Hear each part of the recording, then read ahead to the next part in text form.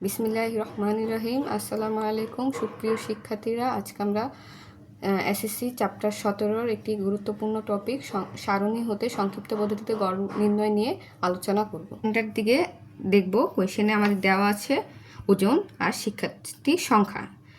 আর এখান থেকে আমরা সবার আগে আমরা সারণী তৈরি করব। সারণী করতে আমাদের লাগবে শ্রেণীব্যাপ্তি, শ্রেণী মধ্যমান, গণসংখ্যা, ধাপ বিচ্যুতি, এফআই ইউআই।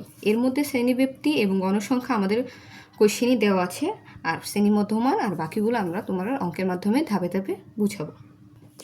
সবাই ফার্স্টে আমরা ওজন থেকে শ্রেণীব্যাপ্তিগুলো তুলে ফেলব।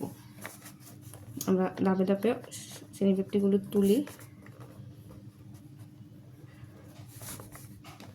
আমরা শ্রেণীব্যাপ্তিগুলো অলরেডি তুলে ফেলছি, এখন আমরা শ্রেণী মধ্যমানগুলো বের করা দেখাবো। ফার্স্টে হচ্ছে প্রতিটি শ্রেণীব্যাপ্তি শ্রেণী নির্মূলসীমা সাথে আমরা শ্রেণীর যে ঊর্ধ্বসীমা মানে 45 আর 49কে যোগ করে তার সাথে আমরা 2 দিয়ে ভাগ করব, তাহলে আমার মানটা আসতেছে 47। এখন আমরা সেকেন্ডটা বের করব। সেকেন্ডটা বের করে দেখি।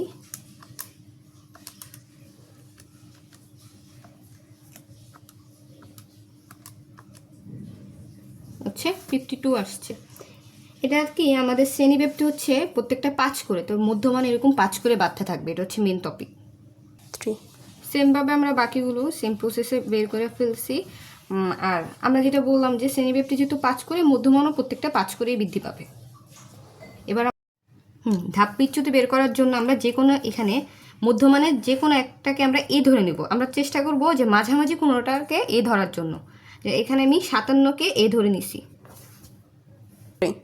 আমরা এখানে 57কে এ ধরে নিছি। এবার আমরা ধাপ বিচ্যুতিগুলো বের করব। হ্যাঁ, ধাপ বিচ্যুতি বের করার জন্য আমরা সবার আগে ধাপ বিচ্যুতিকে ইউআই হিসেবে ধরে নিছি। এখানে X I minus A divided by H. এখানে এইচটা হচ্ছে তোমাদের শ্রেণীব্যাপ্তি, যেখানে আমরা শ্রেণীব্যাপ্তি পাইতেছি 5 করে। আমরা এটার জন্য ধাপ বিচ্যুতিটা বের করব। ক্যালকুলেটারে সবার ফার্স্টে আমরা এই মুডে যে এক্স আই হচ্ছে 47 মাইনাস এ আমরা 57 ধরেছি, আর এইচ হচ্ছে শ্রেণীব্যাপ্তি হচ্ছে 5 করলে আমরা মানটা পাচ্ছি -2।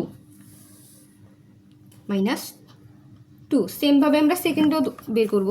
এখানে আমার মধ্যমান হচ্ছে 52 মাইনাস 57 ডিভাইডেড বাই 5। এখানে আমরা মানটা পাবো -1।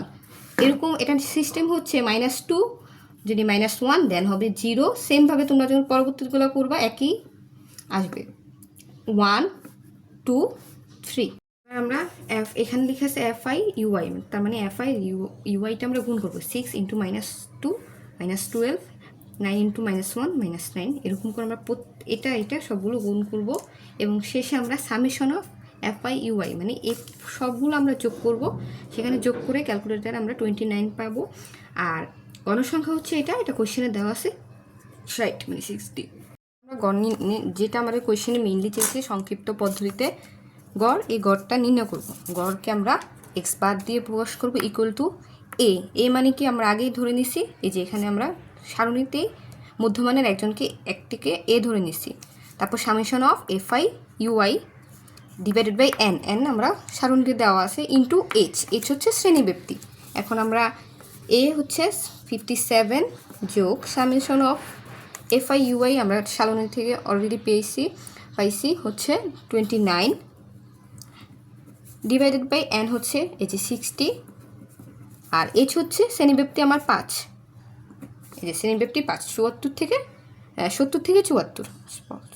আমাদের এখন অলরেডি ফুল কাটছে, জাস্ট আমরা ক্যালকুলেশন করব। 57 যোগ, তোমরা ধাপে ধাপেও করতে পারো আবার একসাথেও ক্যালকুলেটর করতে পারো, ইন্টু 5।